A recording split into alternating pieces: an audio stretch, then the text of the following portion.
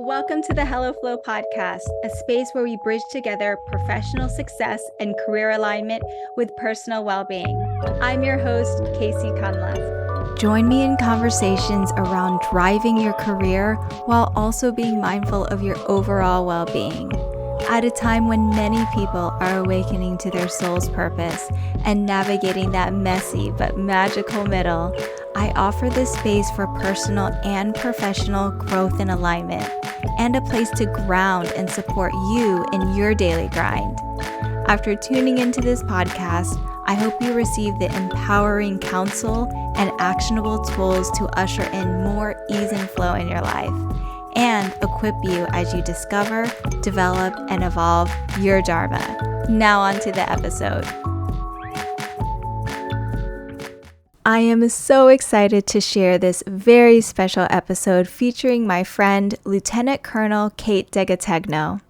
Kate has served in the U.S. Army for 16 years, and throughout that time, she served in over 15 states and U.S. territories, as well as 8 countries as a military intelligence officer. Kate and my significant other are very close work friends, and so when I first met Kate and got to know her a little bit, I immediately felt like we had a lot in common in regards to being professionally driven and career-oriented, but also super into all the health, well-being, and even a little bit of the woo-woo spirituality stuff. And while those can be two totally different worlds, we value well-being as a set of tools and philosophies that we use to support and drive the way we show up in the world, professionally and personally. And that holistic well-being is needed in order to thrive in your career. Kate shares her personal story of entering the military, how she pulled out of burnout, ways she's grown her career, and how she maintains her wellness in a high-intensity, high-demanding work environment. So let's get on with the episode. I'm so excited to introduce my next guest. It's my friend, Lieutenant Colonel Kate DeGategno. Welcome to the show. Hi, thank you so much for having me. It's an honor. Well, I'm really honored to have you on this podcast. When I first met you on Island, I immediately was thinking, this is someone that I definitely want to be friends with. This is someone who's very career and professionally driven, but also cares about her well-being and takes care of herself in a lot of different ways traditionally and into all the different systems as well. So I'd love to start off asking you to tell us your story and the journey of what got you to where you are now as Lieutenant Colonel and Intelligence Officer in the U.S. Army. Yeah, no, absolutely. So I am from Rocky Mount, North Carolina, a really small town in eastern North Carolina, kind of where my parents landed after they finished up graduate school, got their first jobs. And it's one of those places your parents say they're only going to be there a year, and then they end up living there for 30 years. And so it was myself and my parents and my brother and, upper middle class, or actually probably lower middle class, both teachers. But I would say like my parents always made sure that we were encouraged and empowered to try new things, and that we were always well-rounded. So we were constantly in some kind of science camp, art class. My brother and I both had to play instruments. I played the piano, and which is more delightful than to hear in the house rather than my brother's trombone. And we played sports. So I played basketball and soccer. My parents, I was such an energetic kid that my parents lied when I was 3 and told the community soccer team that I was 5 so that I could start early. So, 2 years in, and they're like, she's 5. They're like, she's been 5 for 3 years. What's going on? So, but yeah, so I was encouraged to do those things. It was a requirement to be well-rounded, but it was always like, if I want to try gymnastics, if I want to try tap dance, maybe I want to go to arts camp instead of science camp. We were encouraged to do that. And my parents always found the money and time in their schedules to take us there. And then I guess the other part that, a big part of my story is that my dad was in the Army Reserve my whole childhood. So on top of being an English professor at the local college, he also was an intelligence officer in the Army Reserve, served for 28 years. Being in the Army Reserve is just dad's away once a month, and then in the summer he ran an intelligence school at the base in our state. And so he'd be gone for 2 or 3 months in the summer, and we would go down. We had a second place to be in the summer. We'd go down, spend Fourth of July on base. But I always thought it was cool that my dad was in the Army. You don't really understand what that is. Me and all the kids in the neighborhood that were my friends thought he was going off to war every month, and he'd come home in his uniform, and we'd do push-ups together, and he always taught us to salute. And but I also joke it was kind of like being in a Von Trapp family, where we we all had to look a certain way and be very, very polite and considerate and respectful of each other and of everyone. Blow a whistle, we'd line up on the stairs. And yeah, so that became a big part of who I was. I always wanted to serve in the Army. I always considered it. But when you get to high school and everyone's got different ideas of what they're doing and where they're going, it's like, okay, what am I doing now? I know I need to go to college. I didn't know what I wanted to study. And 9/11 had just happened, and that night I had been kind of on the fence of signing my application for ROTC. And that night I was like, this is what I want to do. I want to serve my country. I want to be a part of our security as a nation and the world. And so signed my application, sent it in, and that helped me go to college. I was able to go to the university I wanted to go to because Uncle Sam paid for it. And so I studied environmental studies because I care very much about the environment. We grew up going to a national park every summer. And so I learned a lot about how incredible nature was, but also how it made me feel, and how it was another community in our nation of joining in the outdoors to celebrate how beautiful the earth is. And but then we're traveling around all these different parks and learning about how they're changing and how they've changed in 50 years. And my brother and I are getting pointed out in the crowd by the park rangers saying, within your lifetime these glaciers will be gone.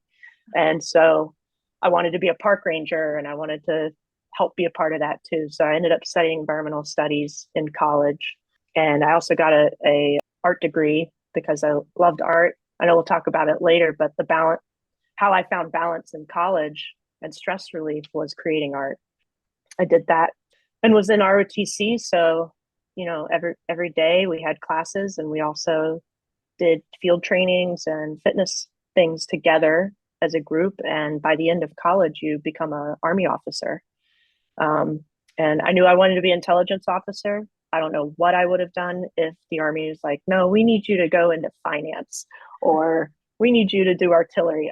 My whole plan would have just been out the window. So thank goodness that they also felt that I should be an intelligence officer, because that's what I was selected for. And I wanted to go in the Army Reserve, not only with my experience with my dad, but I knew I needed to go to graduate school. That my academic journey wasn't done until I'd gone to graduate school. My parents taught us that academics creates opportunities for you, elevates your level of knowledge, but also exposure to all walks of life, and gets you into rooms that you might not have been invited into otherwise. And so both my brother and I are like, you're not a DeGategno if you don't at least have a master's degree. So I and they chose me, the top international environmental science program in our country at the time, University of Delaware. The director had won the Nobel Prize with Al Gore. And so he was hard charger. All of our research was tied to international renewable programs and renewable energy programs, and building communities that had strong, reliable, green energy, rather than, having to destroy their nation and environment to get to a place of. And so it was just a really great place to be. And so I was there for 2.5 years, but I was also in the Army Reserve, and we're also a nation at war at the time. So I was pulled in and out of graduate school to go to my officer basic course. That was a year. At the time, they were also sending all lieutenants to combat school. And so, because we were losing a lot of people at war, and for reasons that I think the military or the Army felt that could have been avoided if we'd had better training, that we all had the same baseline of this is how you fight. You do combat in an urban environment because that's where we were fighting. And so we all had to go to combat school. And then I went off to my intel school. So I was gone a year and then I came back to school. And then my unit's like, we're going to Iraq. And so I went back out of graduate school to prepare to go to Iraq. And I didn't end up going because I had a injury from when I was 9, surfing down a slide. I broke my elbow in many different places. It popped back up and I had to have several surgeries on my elbow, and ended up by the time I was done with that, healing and everything, we'd lost 2 soldiers in Iraq and Afghanistan. And my commander was like, oh, I need you to, 1, notify their parents, and 2, we're sending people home that aren't okay. And we need someone back there that I can rely on. And so I didn't go to Iraq. I got to stay home and take care of my soldiers' families and be a resource. And the soldiers that were coming back, be a resource and leader for them. And I got to go back to graduate school and finish graduate school. And after graduate school is kind of the slump in our economy. And it's like, what do we do? What kind of jobs? And there's just like this, I've had all this turmoil to even get done with graduate school.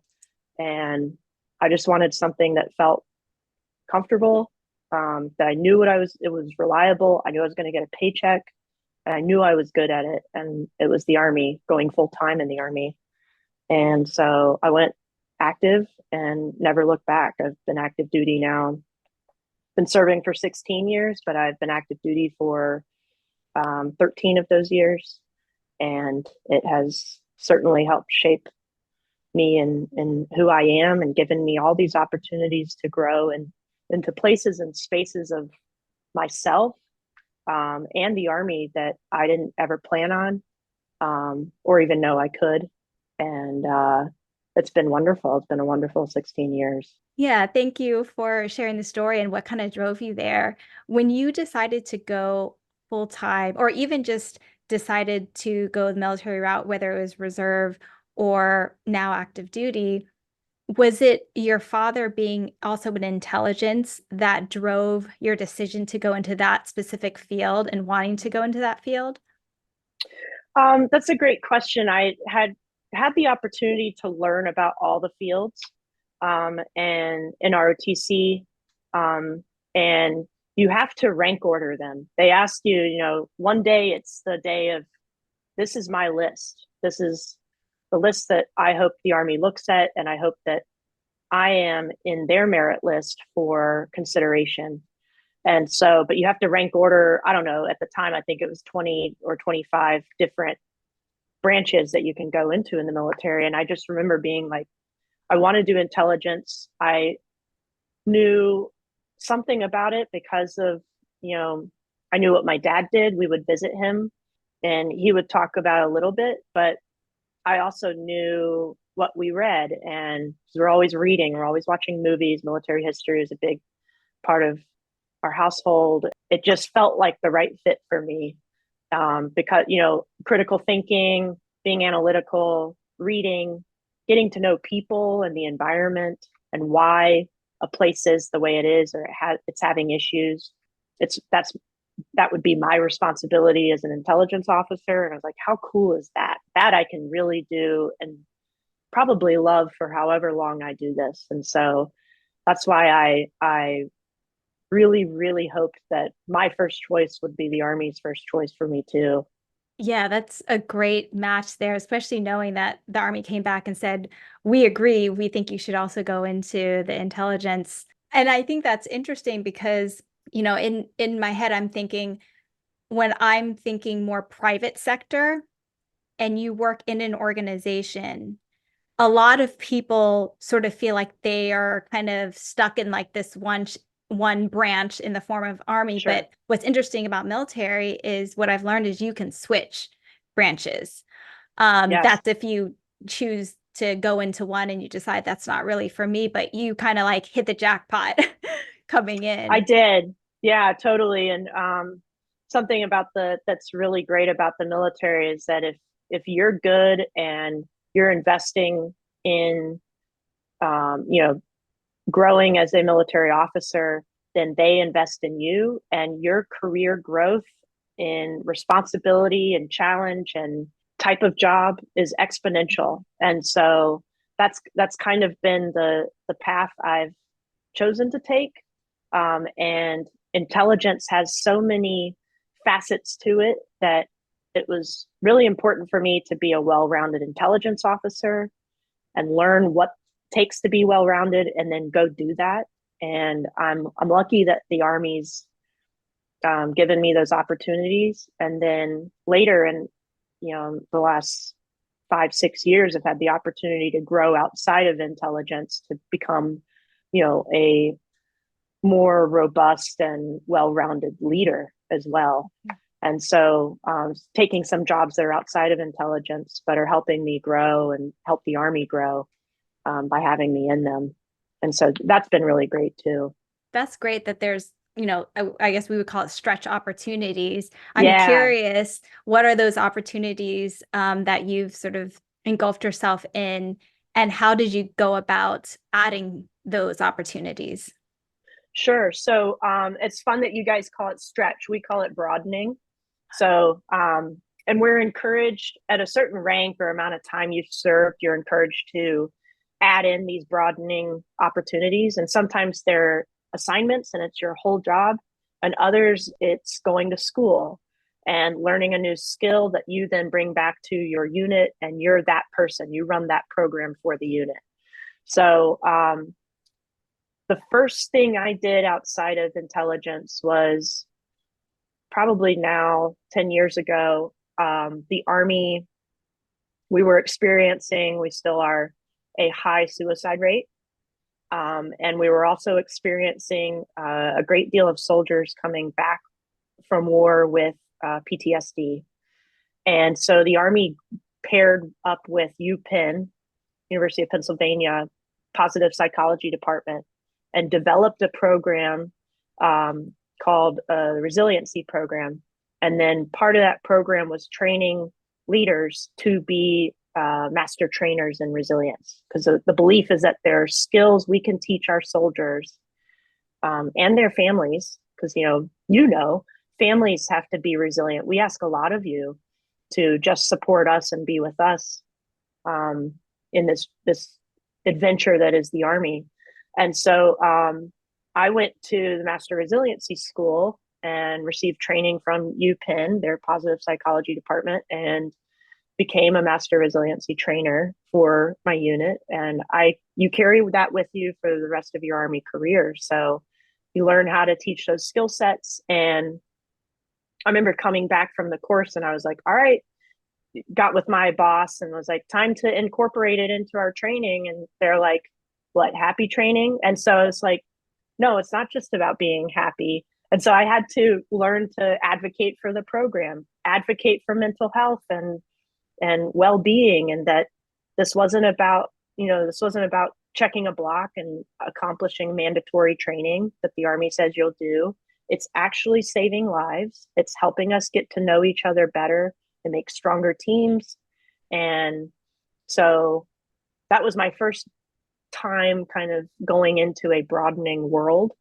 And after that, I was like, okay, maybe next time when Army's ready to send me into a broadening space, I'm going to take an assignment. And so the next time was a couple years later from that. And I was nominated to be an inspector general.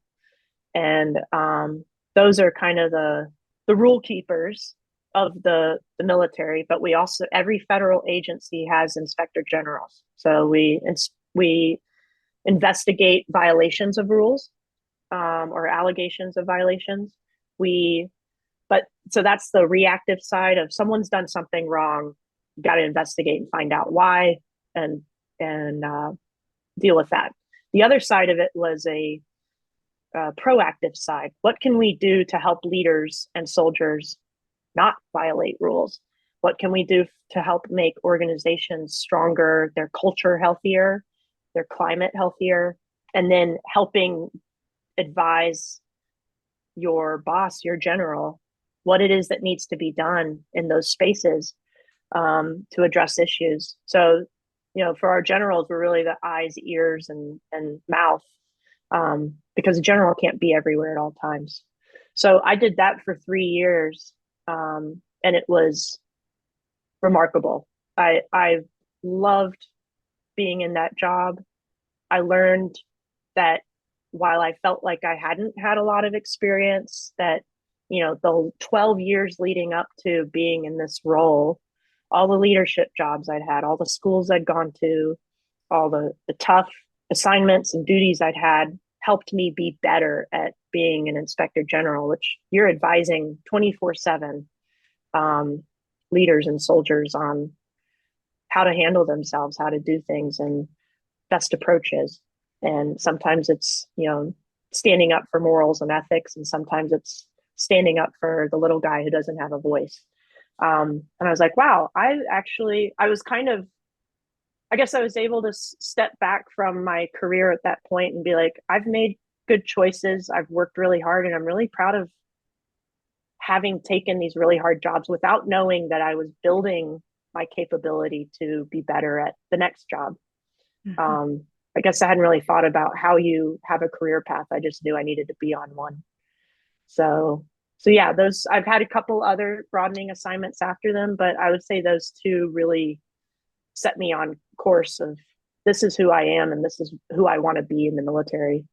Yeah, that's great. I mean, just even kind of reflecting back, because when we talk about our careers, I had a previous guest on and we were talking about how everyone's a CEO of their own career, and that Yes. you are driving it by taking initiative and going out and seeing what are the opportunities to broaden my capabilities and my skill set so that it can build upon and help me, better get to that next assignment. And you had mentioned that you were nominated for the Inspector General position. Yeah. What do you think got you noticed?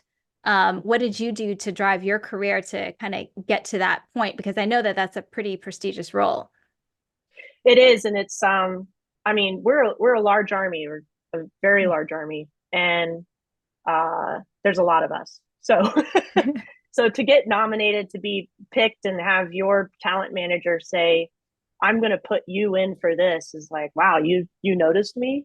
And so I guess it would be the advice that I give my mentees and my soldiers is, the Army needs you to do a good job at whatever they ask you to do. And sometimes you ask the Army to have a certain job, but most of the time, the Army tells you what they need you to do. And I learned very early on that, if my boss said, I need you to run this rifle range, and I'm like, I don't know what I'm doing. I'm an intelligence officer. I don't do that. Then I'm going to figure out how to do that. And we're going to have the best range, and soldiers are going to feel capable, and that we're going to be successful, and it's going to be organized and safe. And did I want to do that? No, I have, 400 pages to read and 2 papers to write because I'm also in graduate school and I'm 21. I should be out having fun and drinking and partying with my friends. And, but if you ask me to go clean that bathroom, I might not want to do it, but I'm going to put my best foot forward always. And so it was that work hard at hard jobs. And, my other credo was to always ask for hard jobs. A lot of people aren't asking for hard jobs. At the units, aren't great, or organizations that are, the climate's not good. You're going into it. Maybe your predecessor was not the best officer, or just not as capable at handling that job at that level. And it's like, okay, I have to go in. I know nobody's asking for this job. or this location, I'm going to ask for it. And I'm going to do as well as I can, um, and leave it better than I found it. And I think I know that's the reputation I've gotten, as in my branch, in my peer group. And so, I'll tell you, I hit burnout in my job, and I reached out to my talent manager, and I was like, listen, I need a break from intelligence.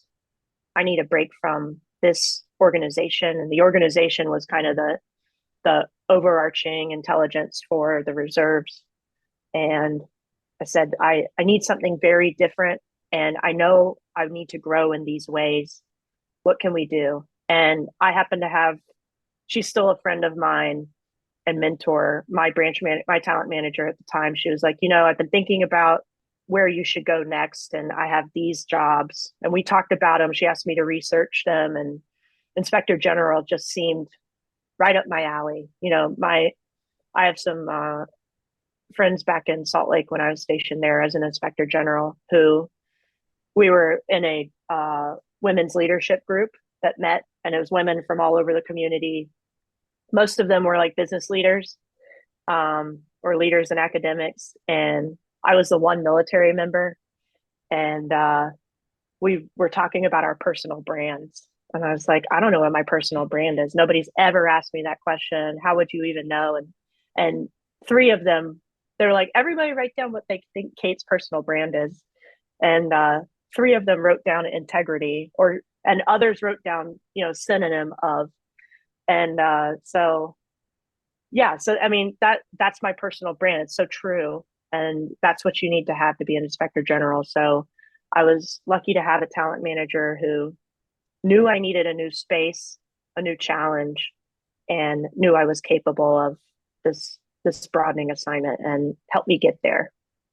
Yeah, as you were talking, I was just reflecting on, how does this show up in other spaces as well? And one of the things I kept hearing throughout my corporate career is oftentimes leaders, and we're all leaders at different parts. It's Yeah. just at what level of leadership. Even a CEO reports into a board of directors. So Yes. oftentimes the leaders who you work for are wanting people to solve problems. So what problem are you solving? And if you can be someone that solves a hard problem or get your hands dirty in an area that no one really wants to touch, and you're able to go in and do a really good job, that gets you noticed. And you got Absolutely. to obviously go into it with integrity, go into it with genuine interest. You're not doing it just to get noticed. So that's Yeah. great to see that, you reflecting back and seeing, yeah, that this is like sort of my personal brand. I totally see it as a friend too, as well. Oh, I'm really? huge on Yeah. integrity as well. So maybe that's why we get along. Yeah. Um, Yeah. but yeah, that's I love how you're like breaking down everything and how that kind of translates in the military, because I feel like, and I don't know what the numbers are, a couple million out of a country of 380 million. There's Yeah. a lot of people in this organization, but it's a drop in the bucket for a total population. So unless you are part of a family or you're in the military, you don't really understand how that organization works. And it's great Totally. to hear from you that, one, you can drive a very successful and fulfilling and meaningful career in the organization, but also that there are opportunities where you can kind of go after your interests. And I'm really interested in this master resiliency leadership certification, I guess, or some kind Yeah. of schooling, first of all, at an Ivy League at Penn. So you're getting, top of the line education and training for it. Um, I'd love to kind of use that as we kind of pivot into how you kind of take care of yourself. Yeah. So knowing that you got that organizational support from being burnt out and that you've experienced burnout, what do you do now? Now that, you're still in the organization, you're back in intelligence. What do you do to take care of yourself? That's been a journey in itself. I think as we grow, I would say my generation, our generation probably wasn't told about burnout.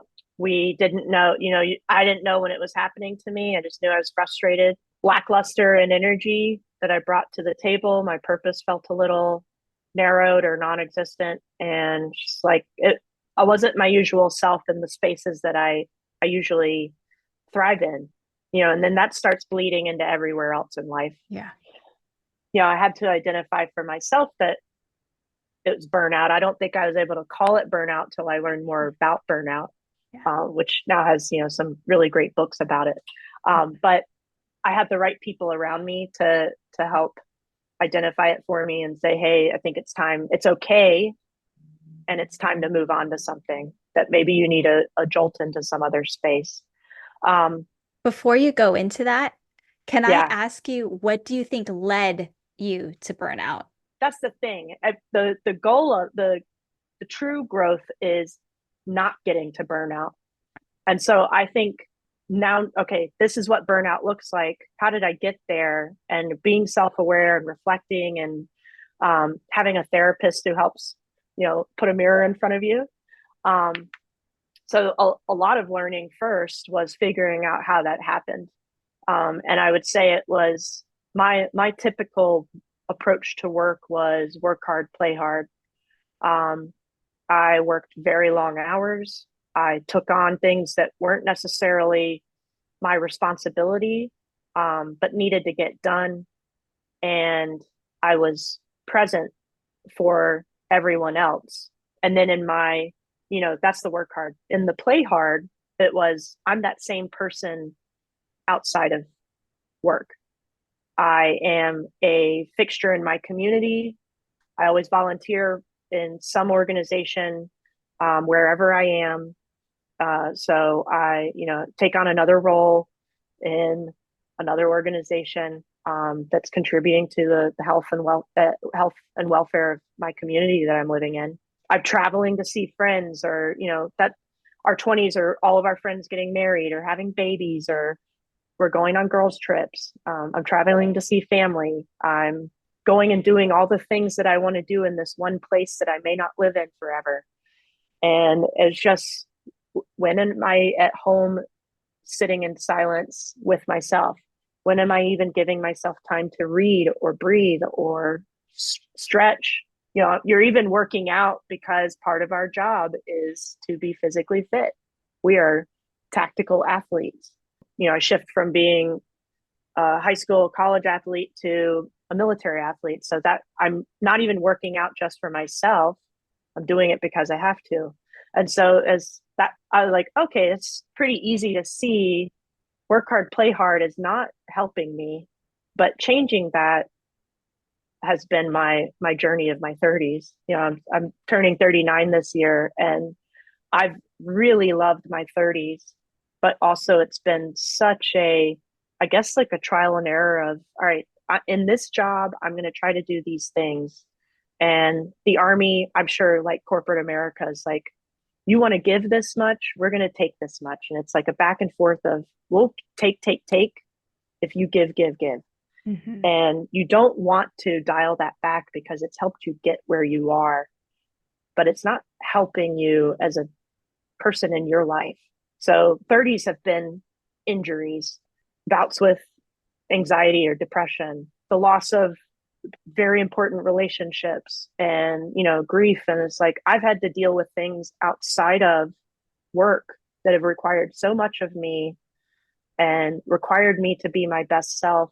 And my best self is not me heading towards burnout. It's been a lot of I invest a lot of myself into self-development, reading, listening to podcasts, learning a lot about this space, like you call it, systems of, all right, where are all of these places that I can learn more about myself and what works for me, and build a network of people. Thank God you guys are my friends who are the experts in these areas. And, just having lunch with you helps me talk through things and think through things. And so, yeah, that's been the discovery of how not to get to burnout, and where identifying when I'm headed towards or what's an indicator of, all right, well, this is, if I keep going down this path, I'm going to push myself to a place that, takes me out of commission for a bit.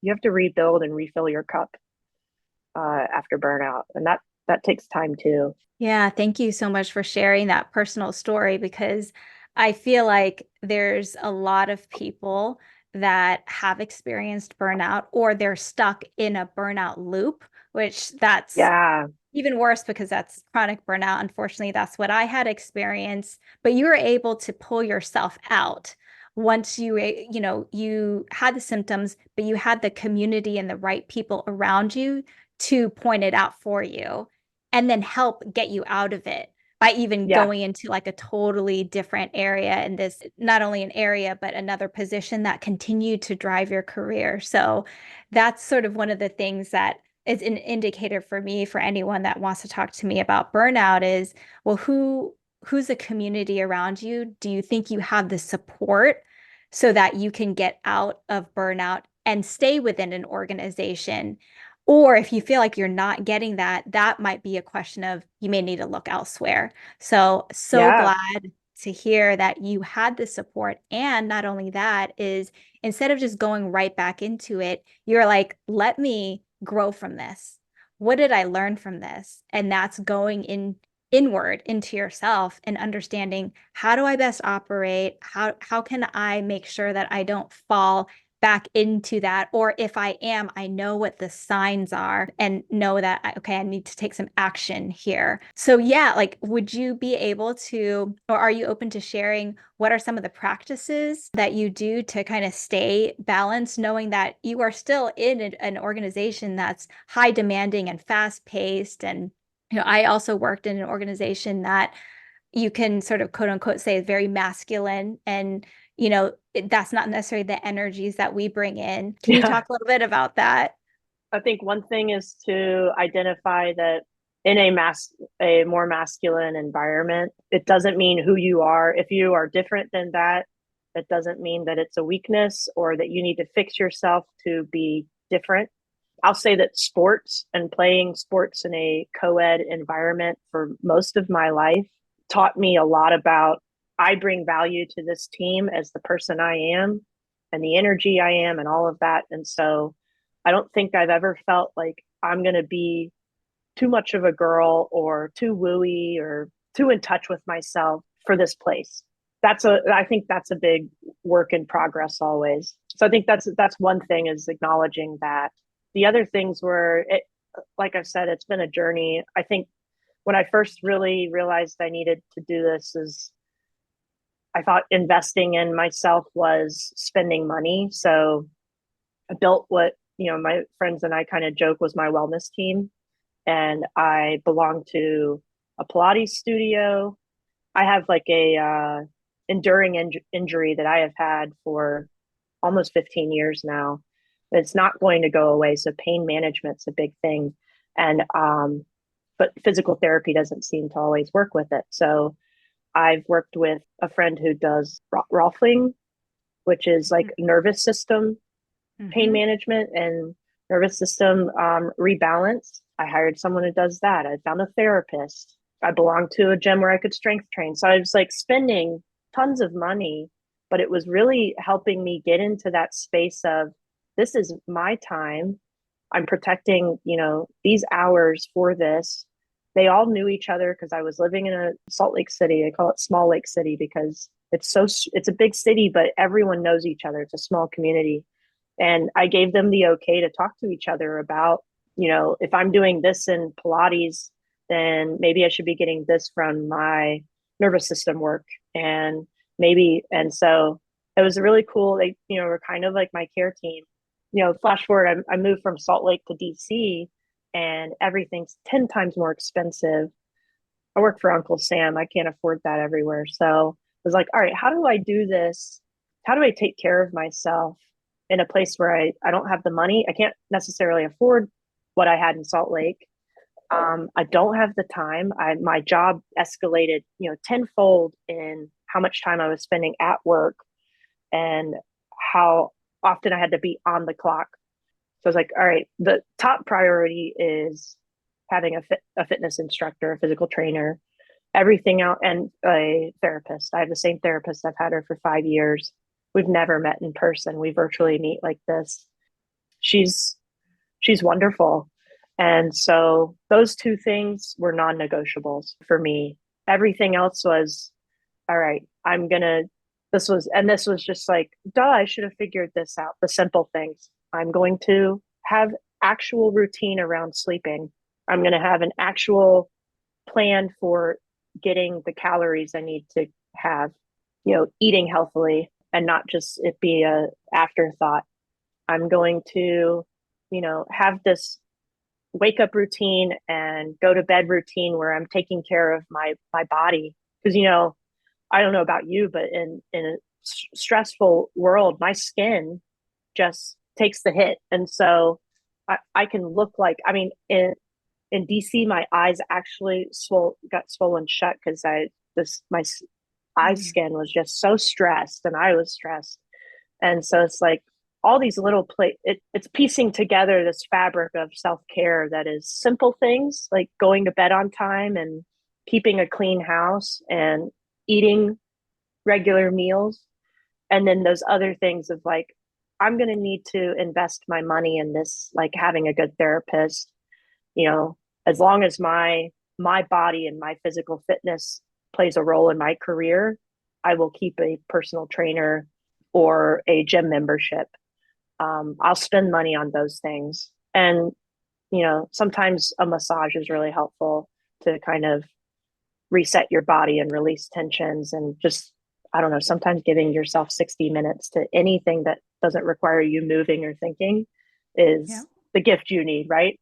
Yeah, it's kind of an all over the place answer, but that's how I've gotten to these are the basics and these are the things I need to find when I move immediately. Those are my basics for well-being and self-care. I love the concept of having a wellness team. So many people in like a career space talks about, well, who are my personal board of directors? But how are you supporting yourself, your well-being, your personal well-being, not just your professional well-being, and having a wellness team, even if it's two people, because it's taking care of your non-negotiables, but then supplementing it with those routines or things that can really take care of your body. I think one of the things when you were mentioning the nervous system work, but even something like going to a traditional therapist, oftentimes if we are in a high stress work environment, how are we emptying out those energies that we're taking in?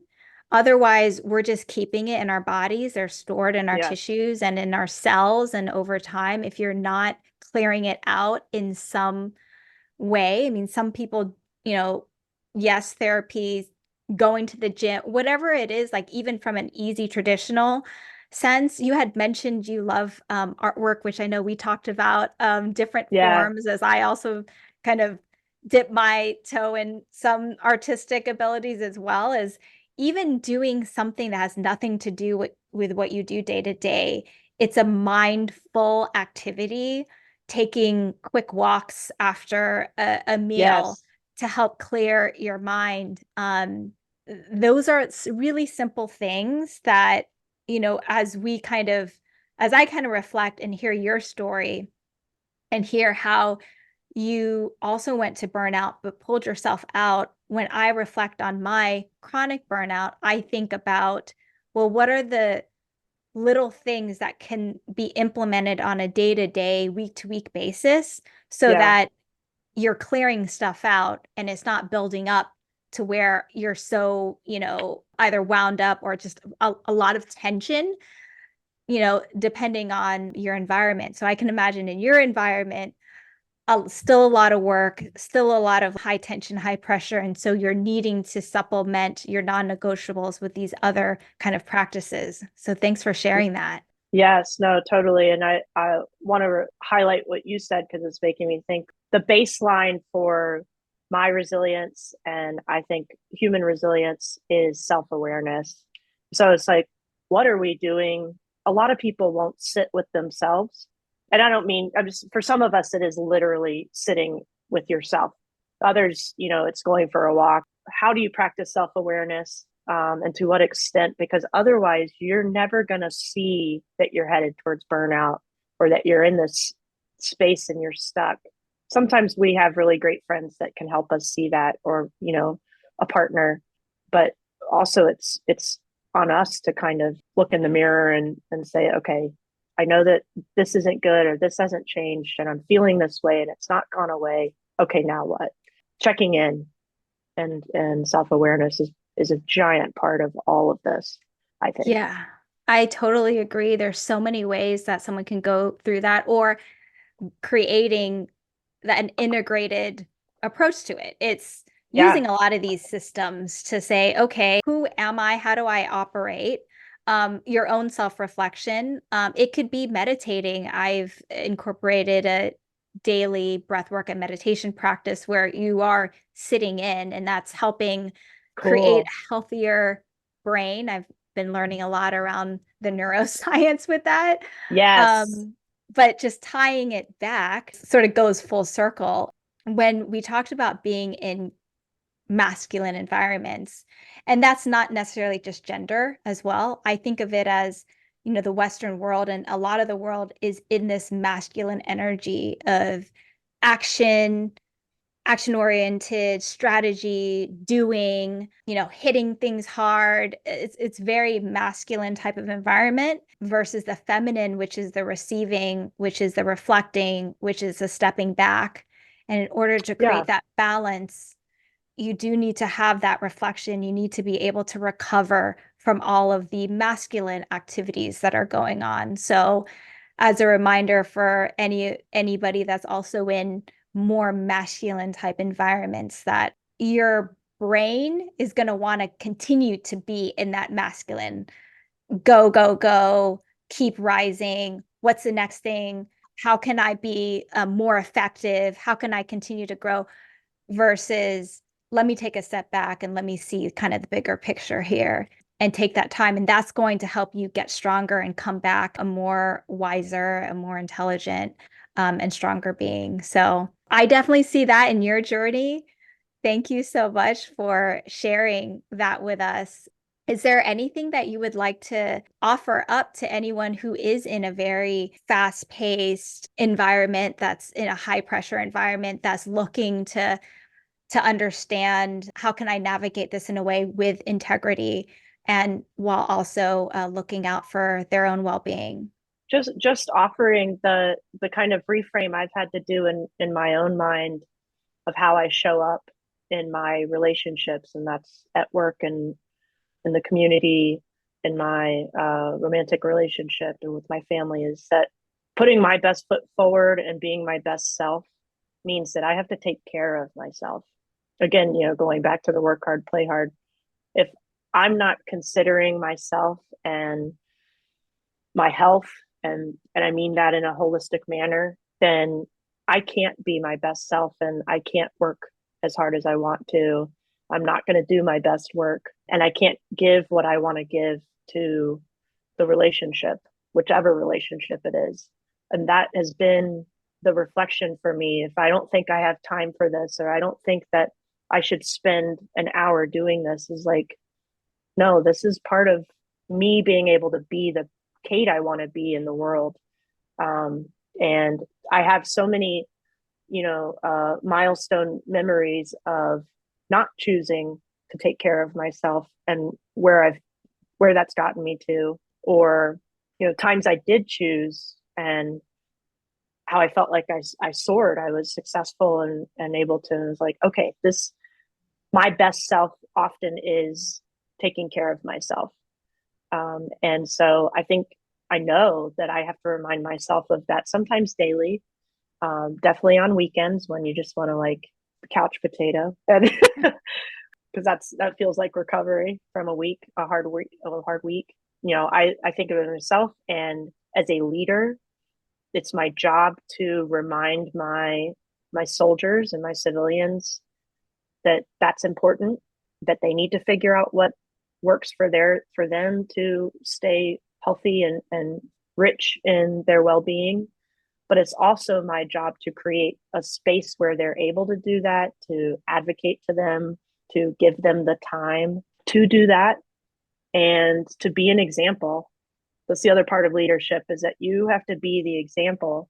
And so if I'm not doing that for myself, then they're going to think, oh, well, she's gotten this far, or she's not making the time, so I shouldn't make the time because I need to be here as long as she is. And, or maybe getting this far takes whatever she's doing. So yeah, I would say those are the two things is, your best self often means taking that time to take care of yourself and learn what it is or what that looks like for yourself. And then the other is being an example for the people that you lead and the organization you're in. Thank you so much for dropping that wisdom. I feel like that's something that needs to be shared and heard, and being an example of a leader that's operating in integrity, and being an example for not just those who work for you, but also other leaders in terms of how they can not only look out for themselves, but also how they can be a leader with integrity to those that they lead. So thank you so much, Kate, for being on the show. Thank you so much for having me. It was really a pleasure, and I just really appreciate you.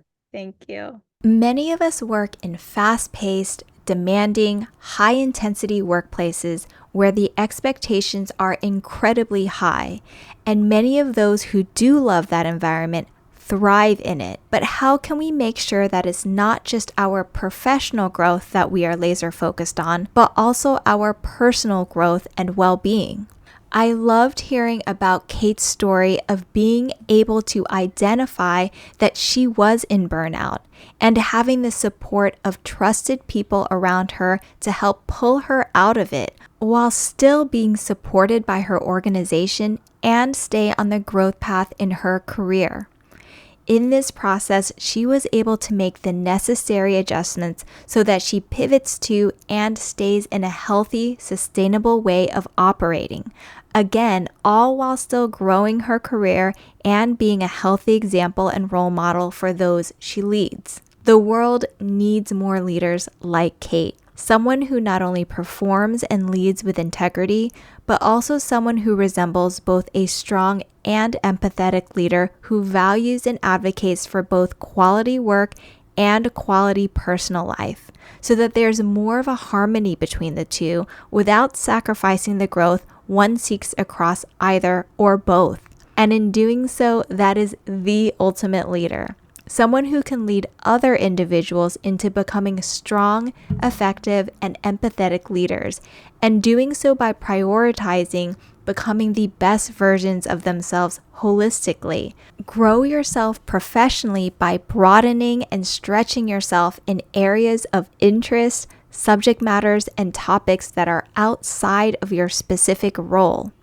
Make an impact by applying these new skills and knowledge back into your role, all while creating and protecting the time and space you need to focus on yourself personally so that you can show up for others and in your role to the best of your ability. It's easy to say, but it's also hard to do or maintain. So anytime you may be thinking you are slipping into burnout, or you're feeling incredibly emotionally exhausted and starting to detach from the work itself, let this serve as a reminder to return to yourself, to protect the time and space you need for yourself, create more time and space if needed, until you are feeling more balanced and in harmony to show up in the ways you know and can for yourself, for the work you do, and for those you care about and serve. This is how you can maintain your well-being in a high demanding workplace. Thank you so much for tuning into this week's episode. If there's anything that resonated with you, please share it on Instagram and tag me at CaseyCan_ and at HelloFlow Collective. I would love to hear from you. As always, if you enjoy listening to what we discuss on the podcast, please share the show with friends who may also resonate. And don't forget to also subscribe, rate, and review. See you next time on the HelloFlow podcast.